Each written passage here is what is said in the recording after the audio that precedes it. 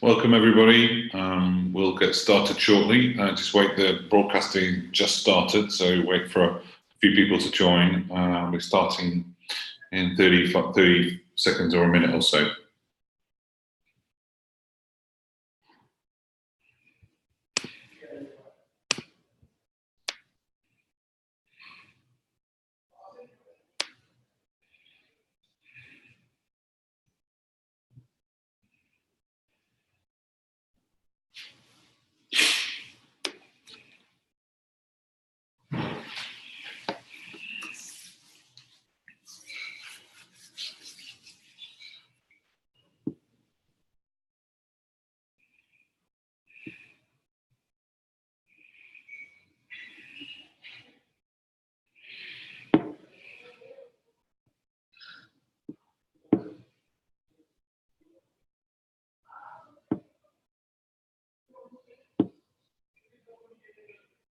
So just 30 more seconds and then we'll begin. See lots of people joining from around the world. We have Latin America, Brazil, Colombo, Singapore, Bahrain, Jakarta, Kuala Lumpur, Seychelles, lovely, a lot of Trinidad, India. Welcome everyone from all over the world. This is exciting to see so many different countries represented. Slightly closer to home there, Switzerland. Welcome. So let's begin. Hello everyone. My name is Richard Moorcroft. I'm a senior partner at Digital Works Group. We specialize in helping organizations transform and change using digital technology, whether that be changing the organization the way it is today, or perhaps innovation. And today we're going to talk about demystifying digital transformation. What does it mean to, what does the term mean? How do we break that down and understand a little bit more about how digital impact a business and what a business does? So just before I go into the more slides, excuse me, a few things to note. There is a chat, which many of you found, and we were just looking at there. If you have questions, please put your questions in the Q&A session section. There will be an opportunity at the end for me to address questions that are in that section. I don't look at the chat as I'm going through the slides, because obviously there's a lot of things going on in there, and you know, it's a little bit distracting. But I do look at the Q&A at the end. So please, if you have a question about something I say that you want me to answer at the end, then please pop it in there. If I do actually answer it, it would be helpful if you could withdraw your question if your question is no longer, or flag it as being answered, if I don't need to approach it. So one final thing from me is at the end there will be a survey. Please just take a few moments to complete the survey. It's feedback, it's good feedback for me and the team to understand what's useful from this session, what you would like more of. I will say now that the feedback we've had previously is there's a lot of use cases requested, and it's very difficult for us to look at all different types of industry, but I do try to instill throughout these slides examples in industry. If there are particular examples you'd like to look at, then just put those in a question, and perhaps we can look at them at the end. So, demystifying digital transformation. So our agenda today really was to look at the impact of digital disruption on all types of businesses, why it's inevitable and it can't be ignored, the benefits of that digital transformation, and understanding your starting point. So where are you heading, how to start to build that momentum, and some overviews of the best practices of best practice approaches for change. Now, this is session one of 2 sessions that we'll be together again in a few weeks. So this is really about the starting point, about really getting a common understanding, and I do touch on some of the methodologies later on. So but before we go into detail, I wanted to make sure we understand when I talk about digital, when I talk about digital transformation, what am I, to be clear, and actually digital, it really is what I define as it's the market of behavioral change caused by the adoption of technologies and online, which is the digital technology, to better solve a need. So digital transformation has come about not because technology is driving the change, albeit clearly technology is a catalyst. It's actually our adoption and the way that we use technology that's driving this requirement for organizations to adapt. There's been plenty of technologies invented in the world that have not impacted the way that we do things, but are not certainly not at the rapid scale.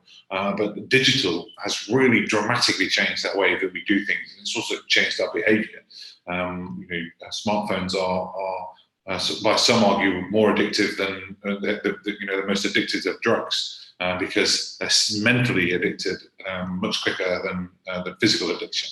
So, but digital transformation and this market and behavioural change is happening at scale and pace for customers, businesses, partners, competitors. Everybody is involved. So we are, as humans, are adopting this technology in all walks of our life, and it's impacting all types of businesses, and it impacts the way that we work in our own organisation. So digital transformation is this change that is requiring a business to change. It's the digital-led transformation, if you will, and it's there to adapt to that changing environment, to fend off disruption from new entrants, people who have already adopted new technologies, so that businesses can remain competitive. So today we will talk about the impact of digital on our lives generally, but actually what we're going to centre it is around is the impact on business, and how we can talk and demystify that whole subject. But just wanted to be really clear that with digital transformation, technology is only one part. So for an organisation, it's not the CTO's role or the CIO's role. It does extend into mindsets and the way that we think about solutions, and in business and operational models, how we actually do what we do. And we'll come on to talk about the maturity curve in a second. But it's there to improve our work, our competitiveness, and deliver new relevant value for those customers, but also employees. So as customers, we are also employees of organizations. Digital technologies are a huge part of changing the way that we do things. This revolution's come around rather quickly in comparison to other technology changes. But the adoption of the smartphone has transformed the way that most of us run our lives. We communicate through multiple channels, through text, through voice, through video. This is a webinar with hundreds of people on that I'm communicating, and you're all sitting around the world. This type of technology isn't new, but the scale and adoption and the methods of using it are new. It's relatively low cost. At this scale of platform would have cost hundreds of, if not millions of dollars to implement only 5 or 10 years ago. But now this is running on the internet, it's running on our laptops or our iPads, and this is now ubiquitous and part of our lives. So it's changed the way that we are operating and interacting. Technology is the enabler, but actually we're learning in different ways. But one of the questions I wanted to put this into perspective of how rapid this change is, we look at commerce over the last 120 years.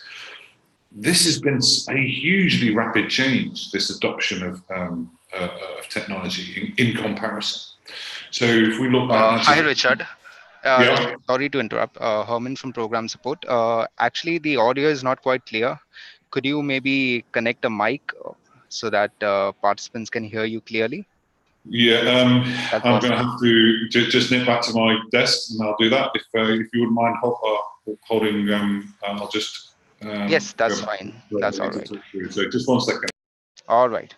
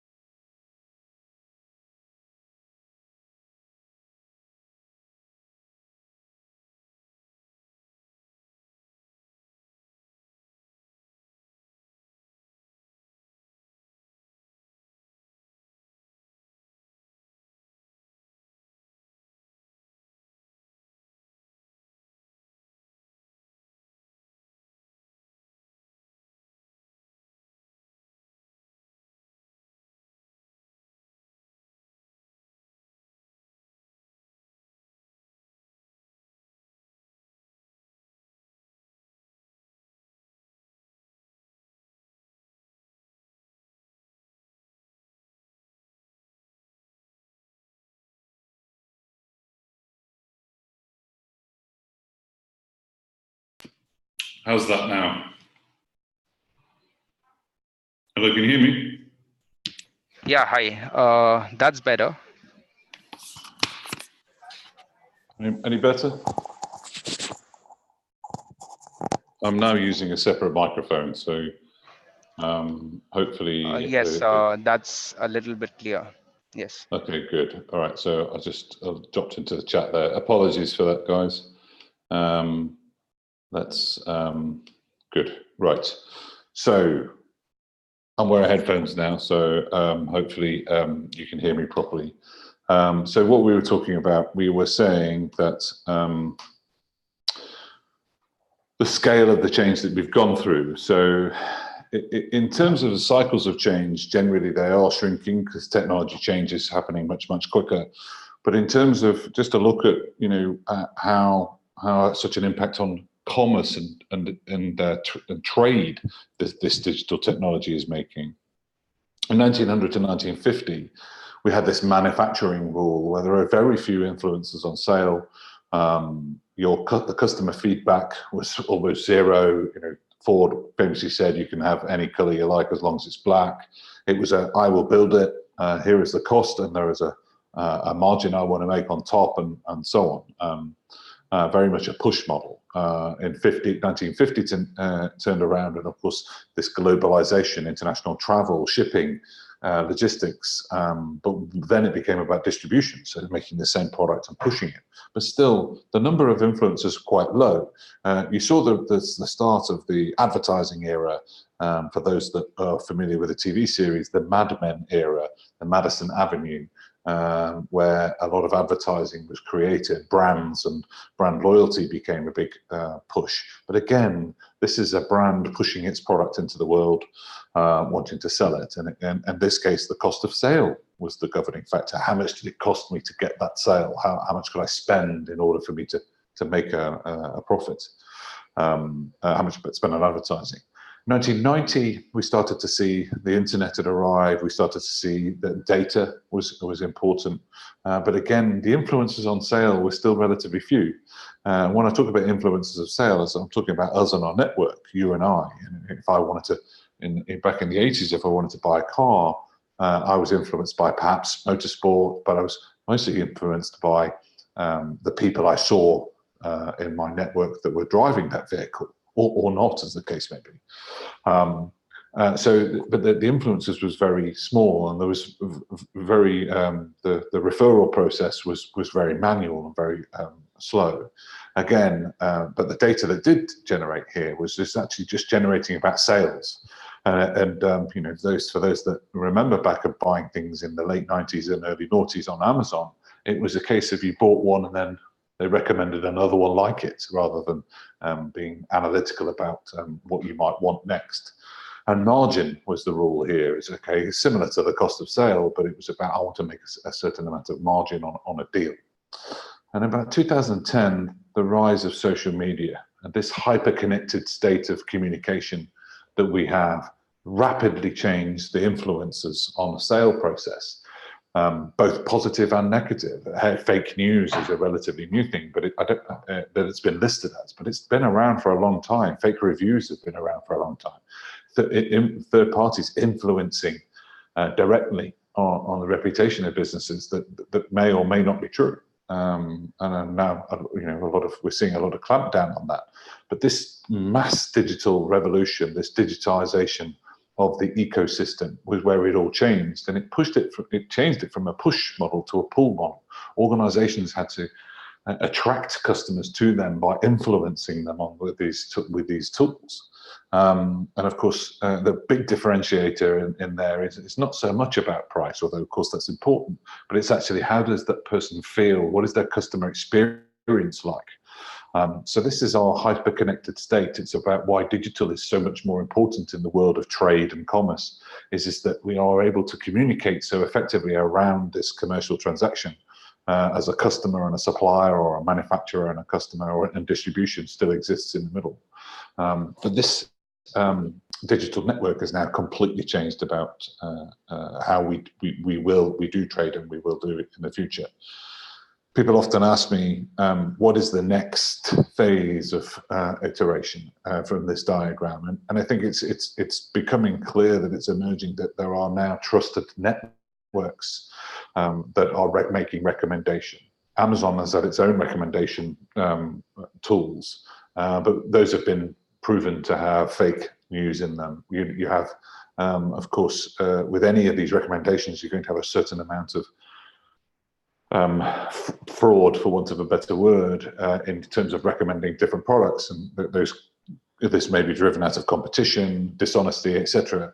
But there are numerous networks in travel, in restaurant reviews, in product reviews, etc. All of these places, we're now starting to see them converge around brands. For instance, Trustpilot is one in the UK and Europe. It is exactly that. It's a network that promotes trusted reviews. We have the same within the building trade in the UK. We have Trustatrader, which is a platform where people give reviews about builders, and those builders therefore live and succeed based on the performance of their work. So I think this is the next iteration. There isn't a single one yet, but it is still, if you think about it, it's still the same models we have now, but they're just as a lot more maybe significant influences are still there. The people are still the big number. They're just aggregating them together into a common viewpoint. So what we're seeing across the internet is this huge growth of digital challenges. We're seeing a huge change of pace. The market, is changing very rapidly.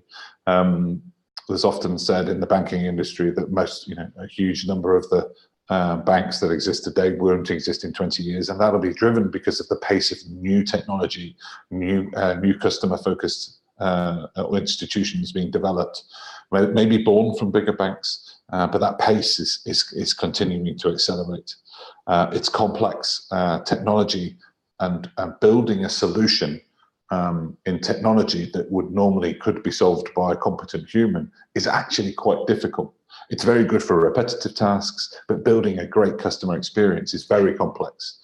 And of course, while you're doing all of this, you're in an organization where you're seeing growth of the market, you're seeing a pace to that change, and you've got this complexity. At the same time, you're having been disrupted, new entrants coming into the market. You've got this change in dynamic and markets that you're having to deal with. So this is both a challenge, but also a huge opportunity.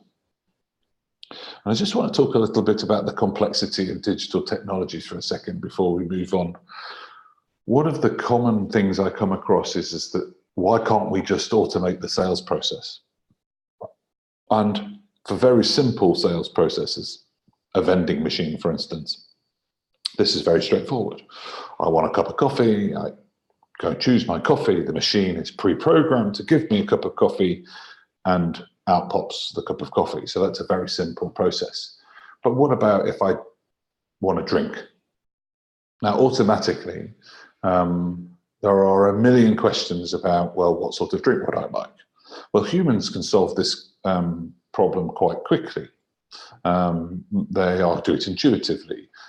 They can shortcut processes by, are you a coffee or a tea person? Or would you like a hot drink or a cold drink? Now, we can also, but computers can do this, but to program that complexity, then it is a huge task. However, if I know the person I'm offering a drink to, and I have prior knowledge, I can automatically shortcut things.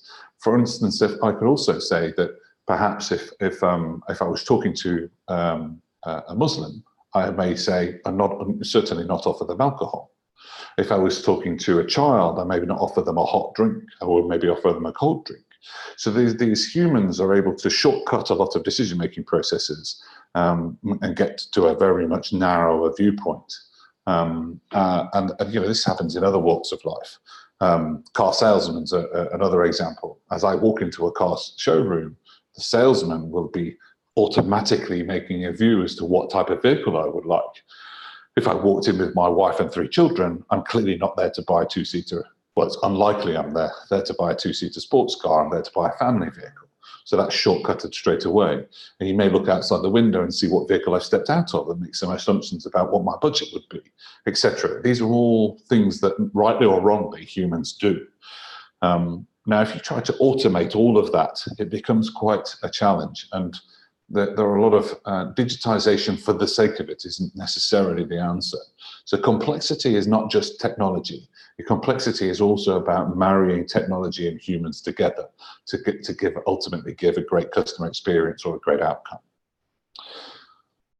So with those opportunities, we have this opportunity to grab hold of big digital-led growth, great customer experience changes to deliver that marriage of humans and technology together, have really excellent operational and go-to-market efficiency. So if I use technology to change the way I manufacture something to make it faster, cheaper, that's a great operational improvement. It's also a change to my business model. A great example of a business model change used by technology is, and I use this one quite a lot, is the music industry. Now, if we go back to when I was first listening to music, I was listening to on vinyl records. And then if I wanted to be portable, I'd have to use a cassette tape. So for those of you who don't know what I'm talking about, we'll catch up in a second, but the model extends. And then the cassette tape then became the CD and ultimately the DVD. But still, fundamentally, the business model had not changed. There was still a recording artist in a booth that cut a track that was then produced onto a physical media that then was played in a physical device. The way that was distributed was through stores or through online, but it was still a physical product. And then along came the iPod. And a lot of people said, that's the whole business model's changed. Well, actually, for the music industry, it hadn't at this point. The iPod or the MP3 player was just a different way of transporting music. Consuming music, but it still required me to go to the record store to buy the CD. Then I had an extra step, actually, rather than putting that CD straight into my disc player or my music stand, I'd have to rip it into MP3 players, etc., etc. Now, the real change started to happen was when iTunes became online, and there were Napster before that, etc., where you could get these MP3s online and download them to your device. But still, in those cases, the music industry hadn't changed. And it was only when we started to look at having all digital ecosystems that it really did change. When iTunes went to a subscription model, or when Spotify moved to a subscription model, etc., was when the music industry completely changed. Because rather than paying per track, which is what we did in the early days of downloading music, we moved to a subscription. They said you can have as much as you want for a fixed fee per month. And of course, what that changed for the artist. He recorded it once, it was then streamed over multiple platforms. So the production was still the same, but the way it was distributed was entirely different. And as an industry, what became was very hierarchical and very difficult to enter, then became very flat. So anybody could publish music onto the internet, and still does today. There are artists out there that distribute their own music through their own website. Of course, the barriers to entry completely disappeared. So then our artists have now had to move into live performance, product associations, etc., to make their money. So that music industry changed, but it didn't. Technology took it so far, but the business model changed when we decided to flip from a per track model or per album model to a subscription service. So technology enabled that all the way through. And that's what we call a real defining business model change. And of course, this gives opportunity to hit top and bottom line and remain competitive. Apple Music is still changing today in response to disruption from third parties. The movie industry is a great example. Netflix, Prime Video, these content platforms that are producing material, putting straight onto the internet, whereas Apple was still buying content from movie stores.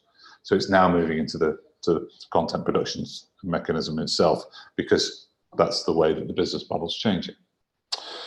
So how do we've talked a lot about the market in general and how digital is changing the platforms, but how do we talk about it when we're talking about a business? How do we demystify it? Well, one of the phrases we have at Digital Works is about digital evolution or digital maturity. And this is a model that I'll talk you through and give you an explainer of how to map different parts of your organization into the evolution and the maturity of how things are done. So it's a three-stage model. Stage 0, we won't talk about very much, but suffice to say, if you have no digital plans as an organization, you'll soon be obsolete. And I include any business in that space, even of the most common element of payment. Payments will need to be digitally enabled for any organization. I was recently in the Far East where the beggars were using QR codes to accept money. They were presenting a QR code and the passerby could scan that code and give them money electronically. So of all of the levels, that's a no digital plan. They still have a way to market themselves to supporters. So stage 1, digital marketing transformation. Here in this. This is where traditionally the organization will bolt on the digital technology. We're talking about websites, we're talking about apps, we're talking about e-commerce stores where they connect to the outside world through a digital capability. And this is marketing generally, but it will include some elements of transaction and sales. But it's how they connect to the outside world. It's bolted on. It's about revenue and reach, about how much money I make and how far I can go with my connection as a business. And it's multi-channel, so it doesn't have to just be the web. It could be the telephone calls. It could be through video links, through an app. It's with digital channels, and we include voice in there. So this is where digital technologies have been bolted onto an existing organization to enhance how you get reach and revenue. So this is often the most transformational element of an organization from an outward perspective. You see organizations go digital. They take their proposition online, and you see the great growth or great reach. And it's very scalable because once you've done it once, you can change the language, launch it in a new country. It's very modular. You can grow very, very quickly. And you'll see, on average, projects that we work on here see double-digit implementation every time of growth, because this is about having a great way to connect and reach your customers, therefore generating revenue. And we call another word for this would be a multi-channel front end in languages previously used. Stage 2, this is where activities fundamentally change what you do in your organization, or more importantly, how you do what you do. So if you are a business that manufactures a product, stage 2 would be about how digital technologies help you manufacture, whether it be an order processing or an order completion system, whether it might include logistics planning, logistics and shipping. It might include, in one case, I was talking to a business that had a huge mining estate, and digital for them was about how do they manage the fleet of vehicles within their organization. So this is about applying digital technologies inside your business, and it delivers, and it could be for people as well. So how you manage your workforce, how you manage your holiday, those are all stage 2 activities, company-wide digital transformation. Another way to think about it is this is about productivity, about making yourself more productive as an organization, and therefore it's about profit. So stage 2 is about productivity and profit. Stage 1 is about reach and revenue. And typically stage 2 are much harder to gain. This is where you're taking an existing organization, you're trying to make yourself more efficient, therefore improving your profitability. It isn't necessarily a differentiator unless you're comparing competitor to competitor about how competitive you can be at a price level. So if you have very efficient operations, you could be more competitive on pricing. But it's often what we refer to as the hard yards of digital transformation. This is where you're re-engineering and reprocessing the internal mechanisms of your organization. And finally, the stage 3. And this is where we say that digital technology is about making it used to compete the competitive advantage. So if you can imagine, you have this fantastic digital ecosystem that is how you connect to your customers. You have an adaptable digital capability within your organization, both of which produce lots and lots of data. And then in your stage 3, you can say, well, with all of this data, I can apply a new business model to my existing business. And the music industry is a great example of how this was done. So they had a great reach. They knew how to distribute music to individuals. They had these iPods, they had iTunes, they had Spotify, had the ability to sell lots and lots of tracks to lots and lots of people. But how they delivered their mechanic of organization was track by track, album by album. And what happened is they built up so much data that they realized, rather than trying to manage certain music types to certain groups of people, etc., wouldn't it be better to just make everybody pay one fee and you could all have as much as you like? And that's actually where the stage 3 innovation came. They realized from a proposition that they could make more money as a distribution platform by just giving everybody a flat fee. And ultimately, this is where an example of applying that stage 3 innovation. Now, it's not to say that an organization has to do stage 1, then stage 2, then stage 3, but actually the maturity element is where it comes in. So you can do parts of stage 1 and parts of stage 2 at the same time, and indeed stage 3 if you want to. You can do it, launch a new proposition. But the principle being is that these are the levels of maturity. The more mature you are, the more innovative and more class leading in that innovation you can be, how you can protect yourself from disruption, the more you are in stage 3. At different parts of your organization may be at different stages, but ultimately, your aim is to become as mature as possible, move towards that stage 3 process, and that gives you that flexibility, that ability to pivot your organization, change the digital technology in stage 2, change it in stage 1 to launch a new capability and protect yourself. So just nipping through these again. So this, to recap, stage 1, digital marketing transformations about reach and revenue, or revenue and reach. Multi-channel, you have responsive digital assets in your capabilities, connecting yourselves. You have data analytics and looking at your marketing performance. You're learning from those customers that you're interacting with. Because, of course, in most organizations, the sales process and the service process at the edge is the most we learn about your customers. And of course, you have this integrated marketing processes to enhance competitiveness and so on. Stage 2, end-to-end multi-channel. So you've not just got the front bit, but you've gone end-to-end. We're able to see a digital ecosystem throughout your organization. You're connecting customers by linking them to logistics and delivery times and warranty, and it's all part of the same great customer experience. IT and operational enhancements increase your efficiency and lower the costs. That the point I was making about if you're advanced in stage 2, you're able to protect yourself from your competition because you can keep your costs low, therefore be much more competitive on pricing. And of course, this element gives you the ability to grow huge amounts of data insight from your organization, giving you greater decision-making process and monitoring of performance. And finally, this stage also looks at how your organization is able to retain and acquire retention. So we talked about how you manage your workforce, but that would include the skill sets that they have and monitoring the use of those skill sets and so on. And then finally, we recap, stage 3 is about driving the new business model and new solution innovations through that organization. So you know how to electronically and digitally connect to your customers. You've got an agile organization that is able to operate effectively, and then you can utilize those two combined for this new types of creativity, company-wide creativity and innovation, protecting yourself from disruption and remaining competitive.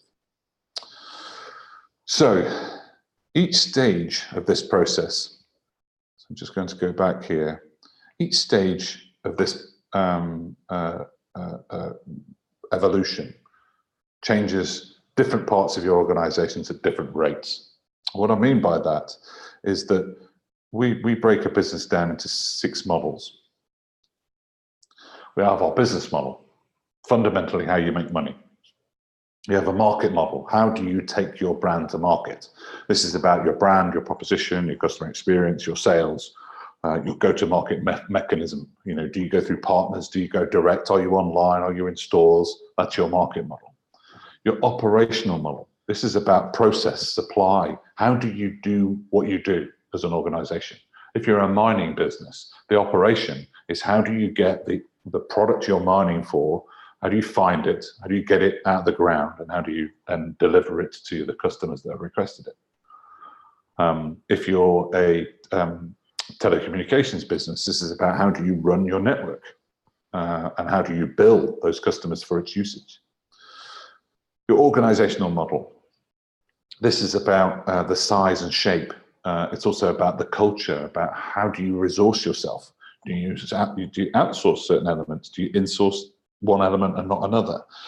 What type of working practice do you operate? Do you work from home? Do you work in an office? Do you have distributed technology, or do you have centralized technology? These are organizational elements around the physicality of you as an organization.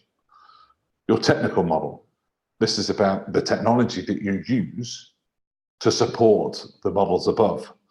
So we're talking about, you know, payments, ERP, HR systems, logistics, inventory systems, supplier management systems, etc. These are all technologies that underpin an operation, or underpin a go-to-market model, or underpin your organizational model.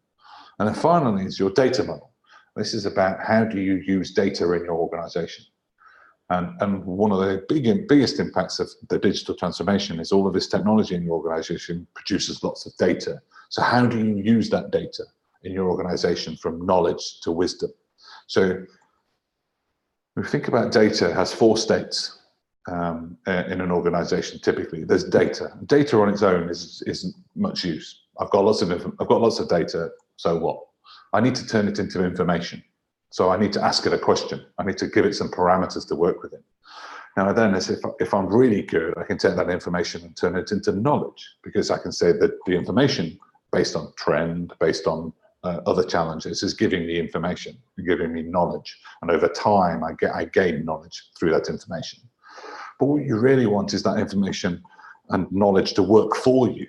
And whilst you're not having to challenge it and become wisdom, it'd be able to tell you what's going to happen in the future, tell you where you need to improve as an organization, manage risk for yourself, manage your operation, understand what your customers' experience is. So these 6 models are how we look at an organization, and they each change at different rates at different stages. So this slide gives you some sort of idea as to what part of your organization and what model within your organization will change the most at what stage.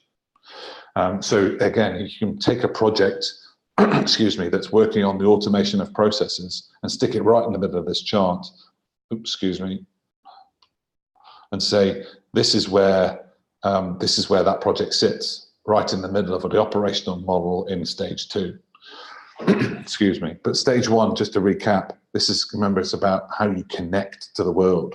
It's about your marketing model fundamentally. There are other things do change. You do need new skills. You do need new working practices to do this. But the biggest change is about your marketing model. You need some technology, of course, as well. When you move into stage 2, you have this big change around operations, organizations, and technology. We call it the hard yards. This is, remember, it's the using digital to re-engineer your business and improve and make you more efficient. So often big undertaking for an organization to embrace that technology.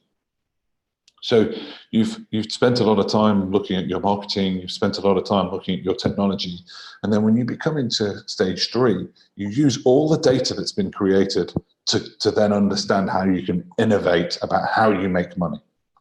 And this is where the stage 3 comes in. You've done all of that hard yards of how you connect to your customers. You've re-engineered the core of your business to look at how you do what you do, who does what and what tools they use. And then finally, you're saying, let's use the data that we've generated to look at protecting ourselves from that disruption and that competitive benefit. So reach and revenue, this is done by your marketing model. Product and productivity are done against your operational, organizational, and technical model. And then finally, that competitive disruption is about being flexible enough to flex your business model using the data that's been generated from that technology.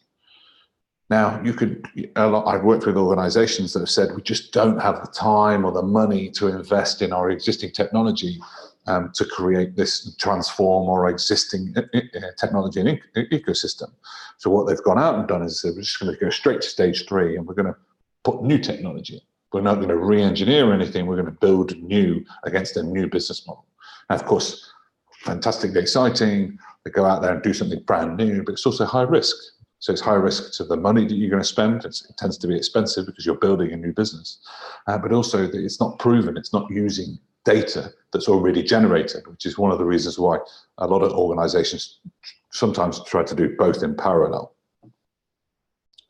So hopefully that gives you a view of how to look at your digital transformation process program and say, right, okay, what am I doing? If I'm doing 20 projects, where do they sit on this chart? Where do they sit on the evolution curve? Are they a stage 1 or stage 2? Are they in my operational model or my technical model? And where is the benefit being delivered for that? Where is the impact of that project being felt? Is it product and profitability? Profit and productivity, or is it in reach and revenue? Or is it actually just about, it could be a combination of things, but actually, is it just about competitive advantage, protecting ourselves from disruption? So there's the framework. Of course, once you've diagnosed your plan, once you've looked at your organization, once you've decided perhaps on, I know where I am today, the next thing is saying is, okay, how are we going to make this happen? And we talk a lot about this in the next session, but I just wanted to give you an insight in the balance of being very clear strategically about what you want to do and then executing effectively. So the top 4 up here are about the strategic change success factors. So these are critical success factors to have in place for digitally led change. And because technology, it costs money to change and takes time, you have to be really, really clear about what it is you're trying to achieve, what's important to you as a business. Remember, if you may be already advanced in stage 1 and you want to advance, step into stage 2 activities, but be clear on the benefit and the timeline and the objectives that you're trying to achieve. Have you the resources to do that? That's it's top of this pyramid because it is the most important. It's the key to a successful digital-led change. Be very, very clear about what it is you're trying to achieve.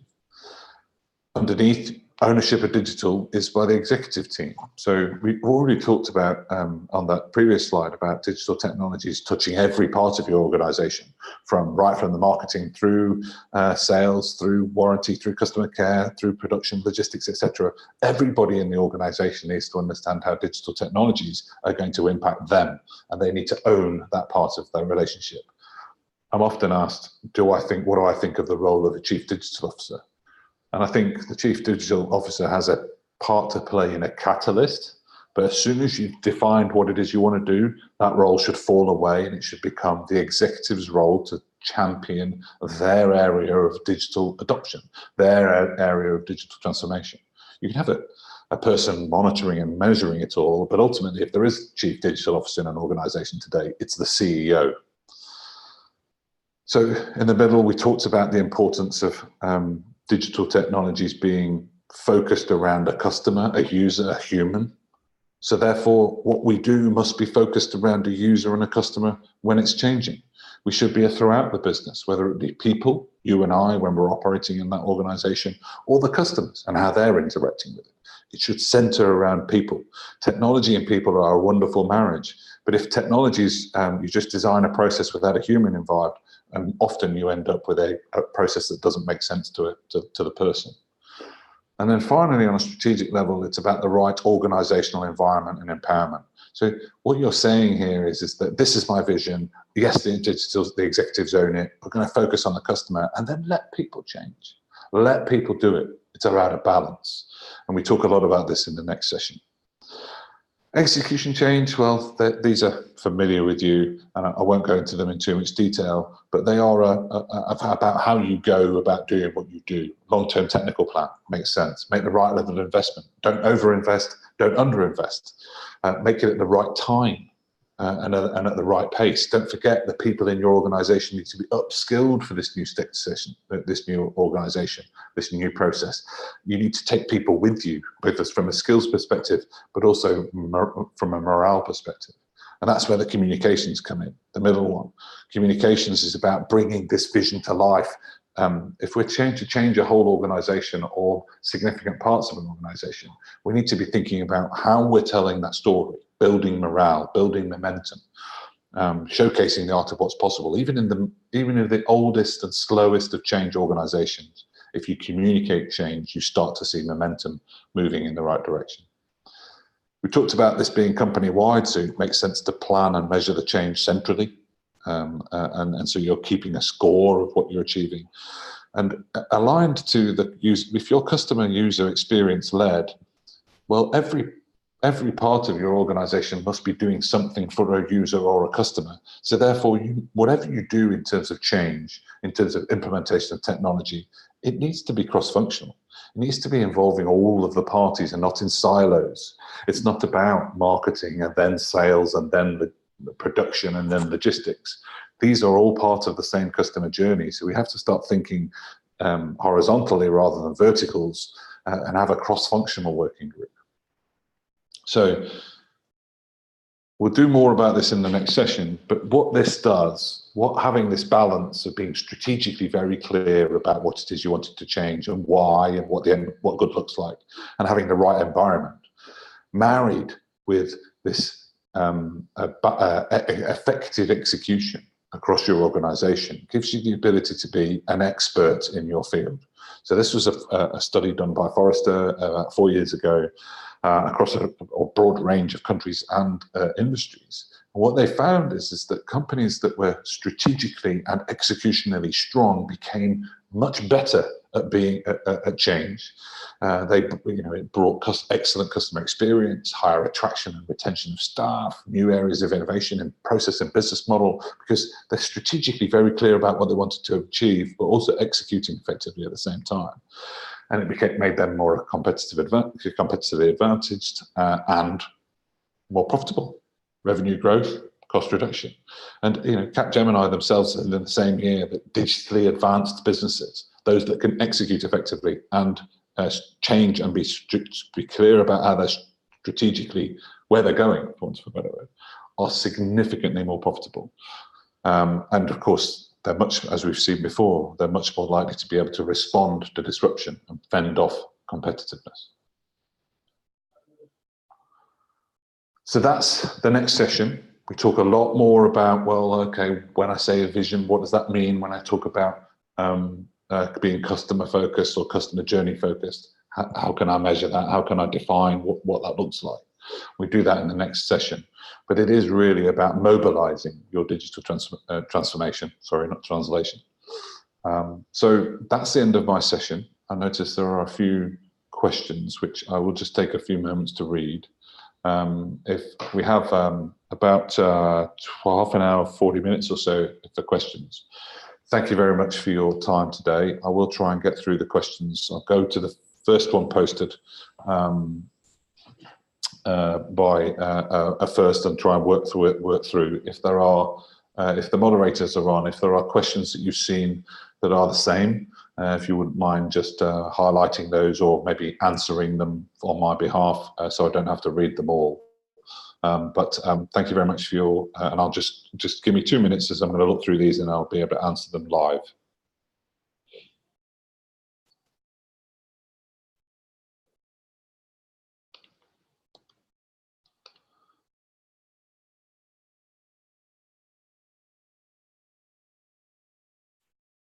So Osvaldo has asked, we understand that digital transformation, as you described, affects the way we do things. Could you provide a few examples of how to accelerate the adoption in places where people are resisting?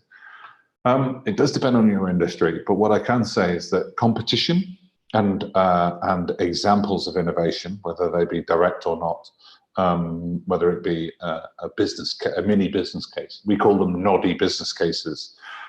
What I mean by that is just a very simple business case that shows the return on doing something innovative in digital transformation, so changing the way we do things. Competition is often the most useful one. Our competitors are doing it like this, therefore we should do it. Otherwise, they will win business from us. And as long as you can showcase why it is important to a customer or a user, then it should be a way to showcase. The business case is often how much more revenue will it deliver, how much more cost could it save, etc. But you have to provide evidence for people to want to change. And digital transformation is exactly that. This is this external pressure on an organization through the adoption of digital technologies to change. So you have to showcase, well, how would it be different? And examples is often the best way to do that. Anna-Marie would like more clarity on the influences to sale.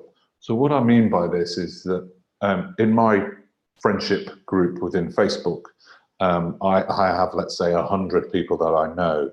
And if I ask my network, could you tell me what's the best laptop to buy?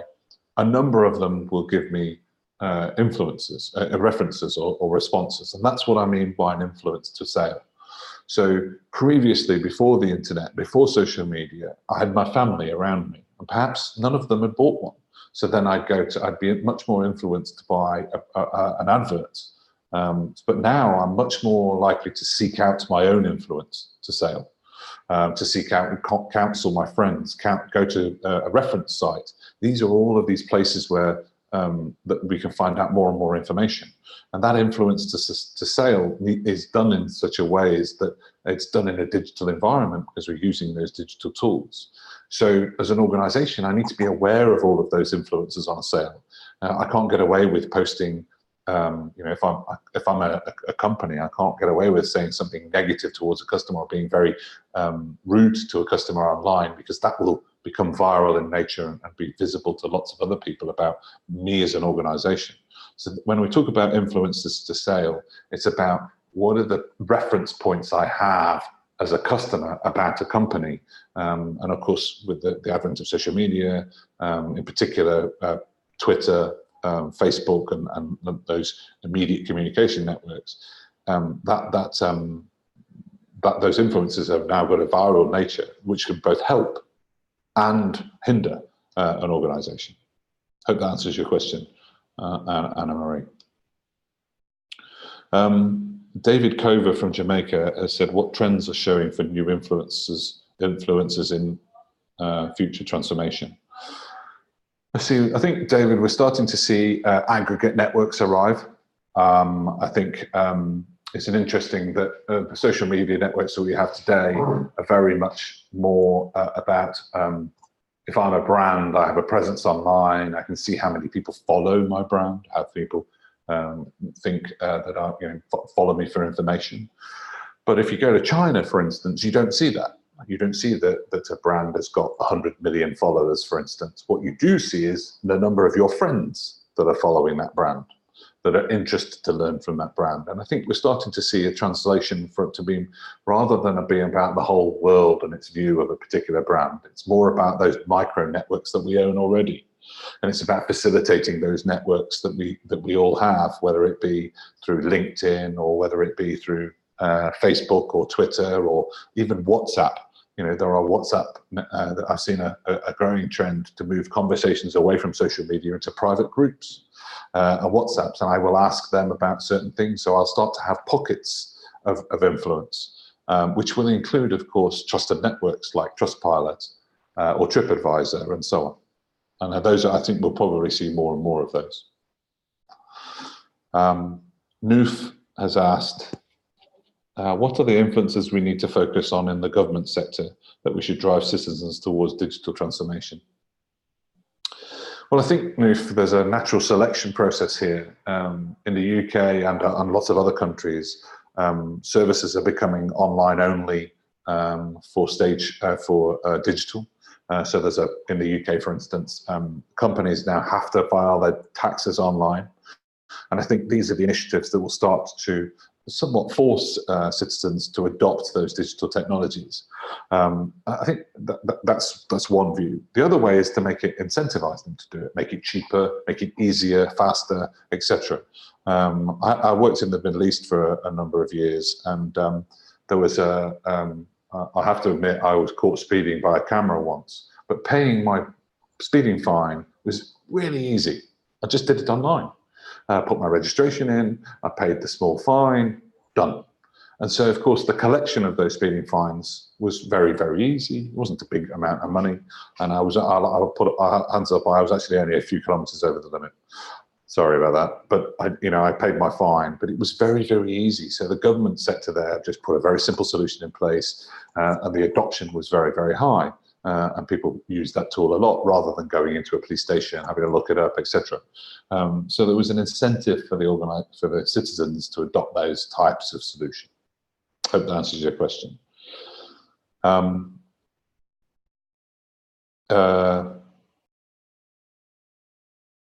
So sorry, I'm just Osvaldo was commenting on the music industry. So AJ has asked, could I provide an example for stage 2? I think actually one of the examples I really like is the print industry for stage 2. So now this comes along with the advancement of print technology at the same time, but the print industry used to be quite clunky in how you went about printing something. You'd have somebody draw it up, and then somebody render it on a computer perhaps. They'd print a proof that you'd then review, and then that would go off to the printers and be staged, etc., etc., etc., and so on. So you'd have multiple parties handing off between each other. Even for business cards, you'd have the designer who'd hand off to the proofreader, who'd hand off to the production engineer to make a run of, let's say, 1,000 business cards. And then they would be spat out the other end into a logistics capability, etc. Well, nowadays you can order them online. You do your own design, your own proofing. They go into an automated print mechanism, and so there is no rendering, no sizing, no color matching, etc. It's all done at the front end of digital capability. So what happened there is that you took a stage 2 and it became the fulfillment of orders. So it's hugely much more complex, but it's actually exactly the same as you did before, this customer engagement process, and the print industry just collapsed it down. The same is happening with the automotive industry. So if you look at, let's say, the Volkswagen Audi group, they have 5 brands that I recall, Seat, Skoda, Volkswagen, and Audi. But fundamentally, in their stage 2 process has been simplified down so they produce one platform. I think about 80% of their vehicles are made from a common stock, as it were. There may be slight iterations of them, but broadly they're the same. They're the same dimensions, in this industry. But actually, as vehicles, they're very different propositions to own. So that stage 2 it's taken them a very long time to condense this down from 4 brands into one platform. But that's what they've done. They've taken that stage 2, they've taken all that data, they've digitized it down into a simple set of mechanics to deliver what is a very large range of products at the other end. So by doing that, and by having a clever marketing function, they are able to adapt and respond across this platform, across 4 brands, and be innovative in the market. And I think the example that I would give is to prove that case is we're all familiar with the rise and rapid rise of Tesla as an organization. And I think, to be fair, they caught a lot of the big manufacturers, they caught them out in terms of the rapid rise of electric vehicles. But all across the board, every single one of them now, broadly, has responded by bringing out their own electric vehicles because they take that common platform, change and innovate, etc., and move on. And anybody, I've spoken to a number of people in the automotive journalists, and they all think that Tesla is going to struggle when the guys that have been making quality vehicles for 10, 20, 30, 40, 50 years come online and start to challenge Tesla as a brand, because Tesla's only been making vehicles for 20 years, 10, 15 years. So the quality and the understanding and experience of those bigger organizations has the opportunity to challenge. So I think that's a great example of a very large industry at stage 2, and also much smaller industry at stage 2, as to how they've changed and adopted technology to remain competitive. Bradley has asked for some clarity on stage 3 in the music industry, the fee concept. So at a simple point, what happened, Bradley, is that they understood what type of music they were selling across all genres, across all types of customer. And what they said was that if we averaged out all of that music across all of those people buying it, we're making this much money. And wouldn't it be better if so some people are buying 100 CDs a year, 100 albums a year, and some people are buying 4. And wouldn't it be great if we just equalized them and said, look, we're going to make everybody pay the same and they can have access to everything. And then what we'll do is we'll take that money and reinvest it in producing more music with artists for the future. So it's essentially, they moved from a per product model to a subscription model. And that was the big change for the music industry. And I think also what it gave it gave them a flat pricing structure for artists as well. So what they could then say is artists can then be focused on making money from promotion of their products by performing them. So, ultimately, rather than sitting back, making an album and then going on tour once every 5 years, which is what the music used to do, used to make a lot of money that way, what they're saying is you're going to make less money, and when you produce your music, you'll get rights from when it's listened to, but actually the real money you'll make will be from performing. And the big stars of today perform a huge amount, and that just goes to show in their bank balances. So hopefully that question gives you a good understanding of the fee side. So Beatrice is saying, just to clarify, Spotify is a stage 3 business model. Well, it's a stage 3 music business. So what they've done is they have a great marketing capability. Digitally, they know what they're doing, but the innovation occurred at stage 3 in the music industry, and Spotify was one of the disruptors of that, along with Napster, for those who remember that. They were disruptors in this market. And so the music industry moved through stage 1 and 2 to become a stage 3 industry. Hopefully that clarifies what I meant by that. Just a simple question, Honorat Yapol, hopefully I'm saying that. Just a simple question, what is MarTech? Well, I've got a graphic somewhere, Honorat, that talks about MarTech. And MarTech, that is a hugely complex technology arena. There are literally thousands and thousands of businesses out there that claim to be in the marketing technology. And that's what it stands for. It's a shortening of marketing technology. But put simply, marketing technology is technology you apply to typically digital channels that try to maximize the opportunity of the reach of your marketing message. It also then there'll be other technology that tries to maximize the conversion. And then there'll be other technology that tries to learn from what's good and what's bad, throw away the bad and do the good. So marketing technology is fundamentally technology that works at that stage 1 element. It's about how to effectively generate more revenue and generate more reach for your brand.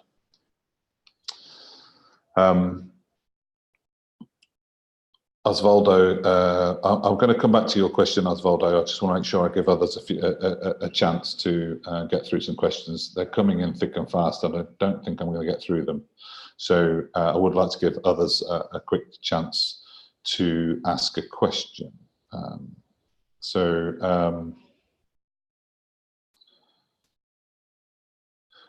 Anton Rajiv has asked, typically in a service industry, the impact or benefit to consider would be customer experience. So you would still consider that a stage 3? Not necessarily, Anton. A customer experience could actually be part of the sales process, which would be a stage 1 function.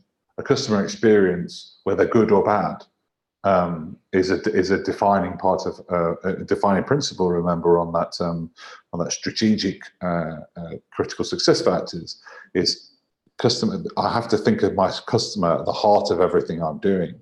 So it actually spans across all 3 stages and not just 1.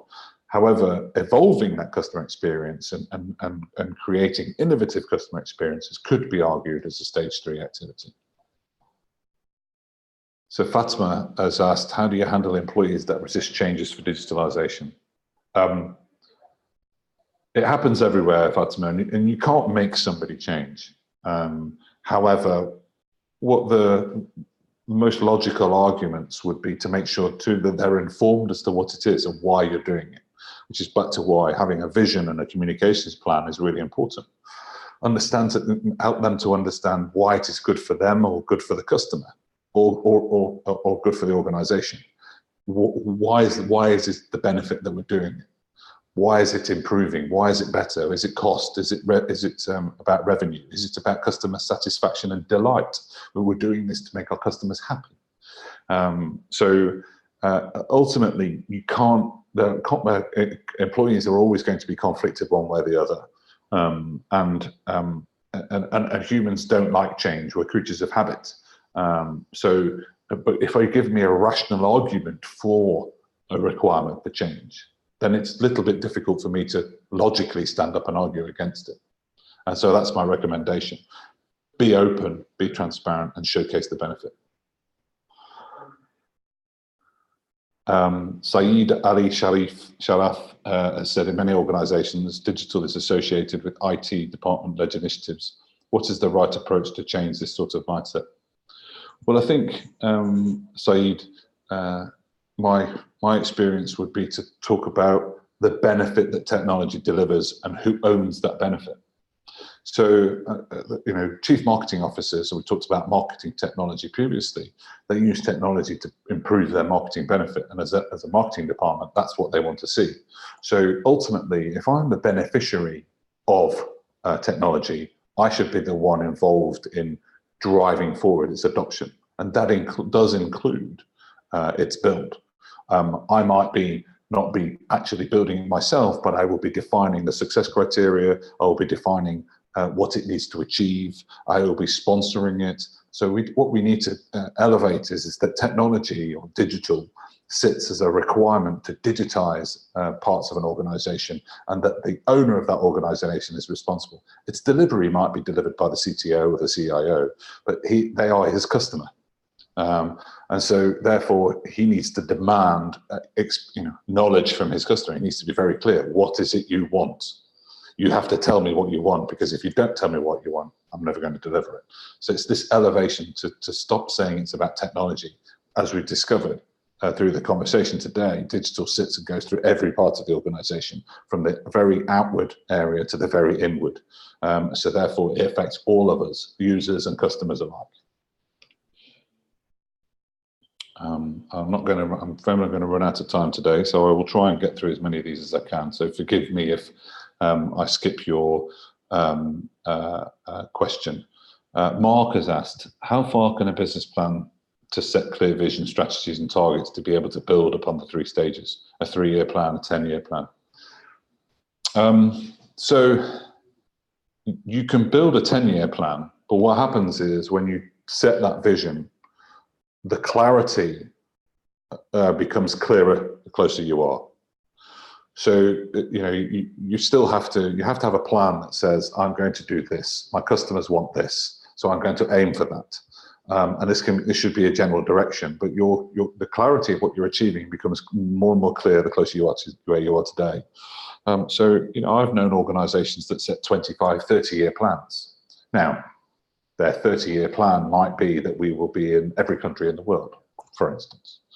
That's achievable in 30 years. It's certainly not achievable in 3 years.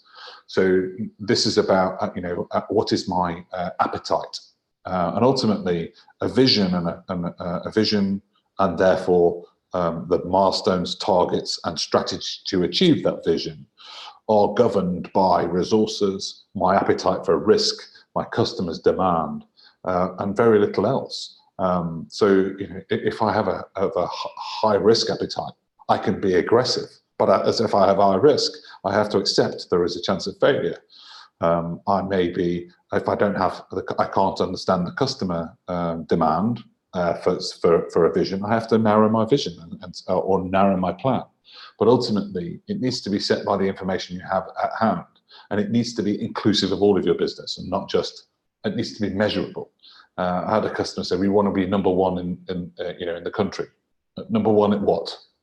Revenue, profitability, number of employees, customer satisfaction. What is it you want to be number one in, and why? Why is that important to the business? So it can be as little as a year, it can be 20 years.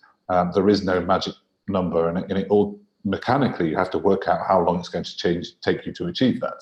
So if we talked about stage 2, that's quite a lengthy project if you decide to re-engineer your business. And then you have to ask your question, have I got the time? Have I got the resources? Are my customers and staff going to put up with it? There's all of these things that come into play that say, well, that will take 1 year, 2 years, 3 years or more. I worked with a client recently and they've given themselves 5 years. 5 years to make all the changes they want to do in stage 2. I think that's eminently doable, and I think it's very sensible because I actually think they'll achieve it. And actually, I think they'll do it in less if they go about it the way that they've said they'll do. So it is very much a case of setting a vision that you think is real and achievable.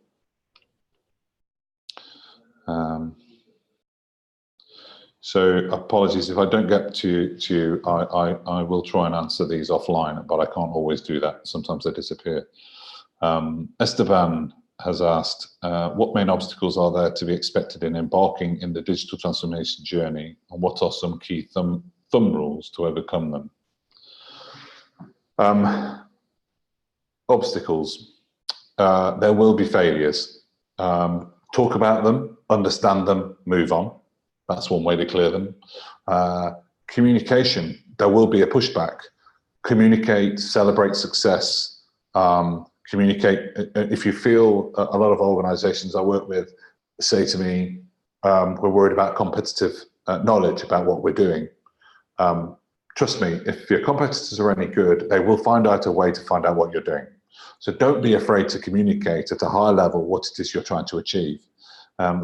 Customers will, you can use it. In fact, in one case, I saw a recent advert for a beer in the UK where they have actually said, they've taken an old campaign and said, that's no longer true and we're sorting it out. We're improving ourselves. So, this is part of their journey where they've said they've realized actually on what we're wrong, but we're going to change that. So it's about being very transparent. So transparency, communications, and learning about that cycle of change are the 3 main things that help overcome obstacles. Lauren Espiritu has asked, can you speak briefly on whether an organization can be stage 2 before stage 1? I think it's probably sensible to be started. So I have worked with an organization that had a very poor online capability. And the online capability was more about the fulfillment of their products than it was about marketing. So they did start in stage 1, but it very quickly followed by, started in stage 2, but it very quickly followed by stage 1. So yes, you can do it, and actually you could do stage 1 and stage 2 at the same time, and the benefits be coming out at different times. But most organizations have invested already in stage 1 activities before they start on stage 2.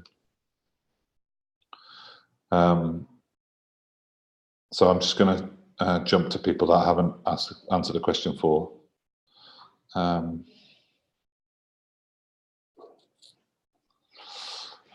So Reno Arbondi has said, thank you, great slide on how to help organize your journey, but not clear on how to balance strategy versus execution for digital transformation. Well, there is no golden rule, and in the next session we'll talk a little bit about understanding what's good. So having good in your strategy and having good in your execution gives you balance, gives you priority. But ultimately, they are a living, breathing thing. So in the next session, we will talk about what does good look like in those environments. And so I'm not able to do it today, but hopefully you'll get that from the next session. Yeza has said, within financial services context, how do you see the dynamics, key factors driving stage 2 versus stage 3, or a blend of 2/3 type strategies for digital transformation? I'd say financial services is a very interesting market because certainly Europe has seen a huge wave of new technology that is coming in and significantly disrupting existing models. So stage 3 activity from new businesses directly affecting the organizations that are at various stages of 1 and 2 in older organizations. And I think what we're starting to see is a real urgency on the older businesses to try and catch up. We're also seeing what is typical in financial services, them buying technology, and not necessarily always for the good. I'm pretty sure we'll start to see a consolidation, particularly in banking, of innovative new banking platforms from a technology perspective. But I think the real disruptive financial services stuff is yet to come. We've seen the crypto technologies, the distributed ledger technologies, the tokenization technologies. For those who aren't familiar, I'm sure you've all heard of Bitcoin. Bitcoin is just one example of that arena, and not a very good one from a financial services perspective. But what you're seeing is that huge new digital technology, digital currency technology is coming, and those are the real disruptors, I think, because that technology has the ability to completely destroy existing business models in the financial services sector. So I think what we call innovation in financial services today is essentially doing exactly the same thing. It's a bit like the MP3 in the music industry. You've changed the way that it's being produced and consumed, and it's being done in a really cool way on a really great device or app. But actually, fundamentally, we haven't changed the business model. I think that subscription, that Spotify moment, that Napster moment is yet to come when we start to see the next generation of financial services products coming from digital currencies or tokenization. I wouldn't go out, it's one of the things that I work a lot on in the industry, especially on the innovation side of my role. But I don't think it's yet disrupting and driving digital transformation in financial services yet. Hopefully that helps, Yaiza. So I have lots of questions, and I'm definitely not going to be able to. I'll take 2 more before I have to sign off, and I'll do them randomly. So I apologize if you've put your question in, 20, 30 minutes ago. I'll just do them randomly and stop. So I will try to answer new people rather than existing as well.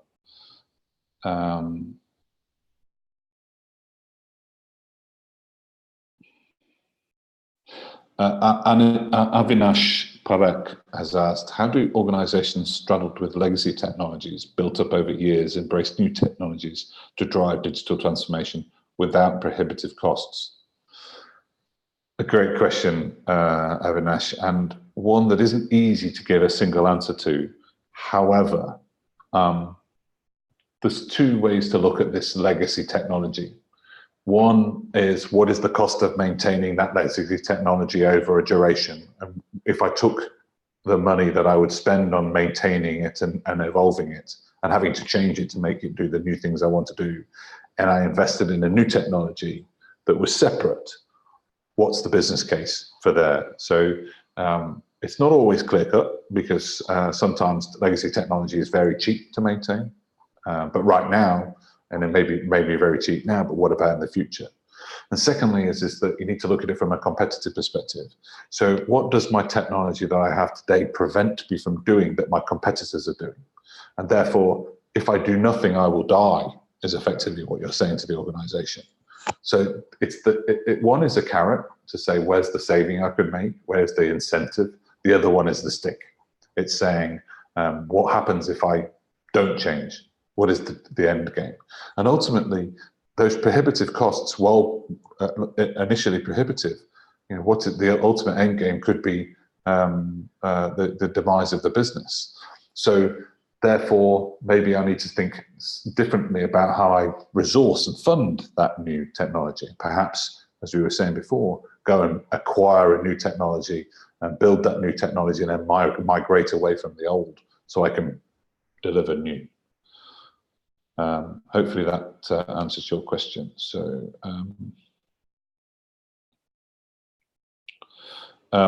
Alvaro Mercado has said, is it a mistake beginning digitalization of internal processes before digital marketing? I wouldn't say so, Alvaro. Understanding process and then digitizing it is always a good idea because you have a very good understanding of how your organization works. The next steps to linking to digital marketing is a natural one. I'm able to plug things together. So I don't think it's a waste. It all depends on where it is your priority as an organization. So if you have to save costs, then that's a good idea. If you're desperate for new generation, it's not such a good idea because you need to think about the marketing first.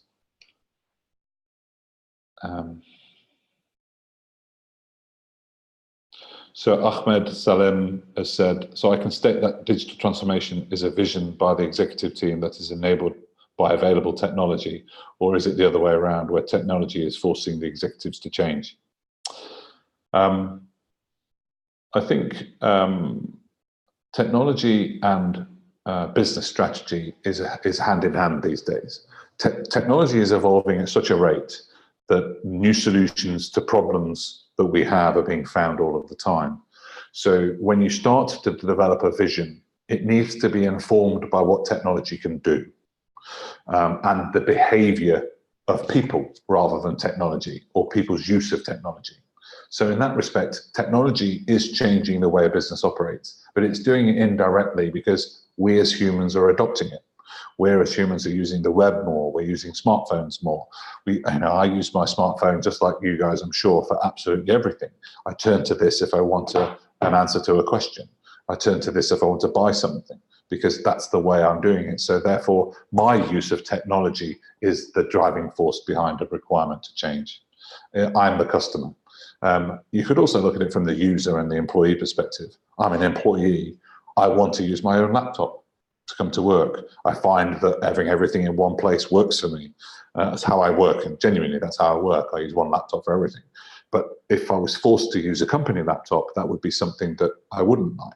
So therefore, my use of technology would be a significant part of my decision to work with somebody, because it means that I'd have to change. Again, creatures of habit. I might be changing from one technology to another, but I would rather just use, if I can use what I'm doing and that be adaptive, I can understand it, rationale, I'll get involved. So it's actually both ways, Ahmed. I hope that it's about my use of technology, or our use of technology, driving the requirement for change rather than technology per se. So I'm just gonna, Sarah, no, my fine wasn't in Dubai. It was actually in Doha in Qatar. But thank you for your concern. I'm going to answer one more question, and I'm going to possibly round it from Nitin Sindhi has asked, digital marketing or social media has limited impact on driving customers to a retail operation. What else can we do in terms of digital? I'm not sure I would agree that social media does not drive retail. It depends on your definition of retail. If you're talking about physical stores, then perhaps, because therefore if you can do things online, why do you need to go to a store? But I would say that there are a lot of retailers out there that are managing to marriage the physical retail and the online retail to good effect. And you just need to be selective of the use cases that you choose to try and adopt that. The car industry is a good one. Most automotive manufacturers have detailed car configurators online now that you can play and work around and decide what you want to do. There's lots of platforms for helping you choose vehicles, but ultimately, most people are unlikely to buy before physically seeing a vehicle in the flesh. So in that respect, digital marketing is taking away all of the laborious sitting around drinking coffee process of a showroom and replacing it with the excitement of walking in and seeing the device, seeing the vehicle. So that's a great marriage. So I think if you're looking at social media driving retail, you have to give people a reason to go there. So in the case of the car industry, the reason to go is they're excited about seeing the vehicle because that's what they want to do. They're not excited about going and looking through the price list and the options list and configuring the car in store. Why do they have to do that in the showroom? They can do that at home. So think about it from the perspective of what is the reason to drive them there. So social media can be very powerful in that respect, but you have to give them an incentive to go to the physical retail location. I'm really sorry, guys. I'm going to have to cut us off there. I'm really sorry to say that I can't answer more questions. If there's a way that the moderators could send me them, I will try and answer the questions in a spreadsheet or so on. It's quite difficult. We tried this before, but thank you for your time. Please come along to the next one. The next session is called Mobilizing Your Digital Transformation. It's in about 2 weeks, I think, or maybe next week. Hopefully many of you are there. Goodbye from London, from warm London, and thank you very much for your time.